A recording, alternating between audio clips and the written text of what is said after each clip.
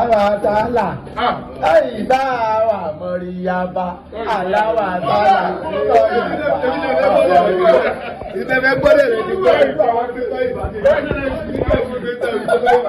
olúwa mi alẹ́ nọ́mbà wa ọ̀sẹ̀ èèyàn àdúrà wa ti gbà bá a ṣe fẹ́ lọ́wọ́ ṣe lágbára ọlọ́run ibi ọlọ́run wà láwà láti wá ta ilé ayélujára nígbà sí ó dé padà ibi ọlọ́run wà bí bàbá wọn ó dé padà the kìnìún of them the lion of them the tiger of them ìyá ìbẹ̀rù gbójó bí èèyàn ibi ọlọ́run wà.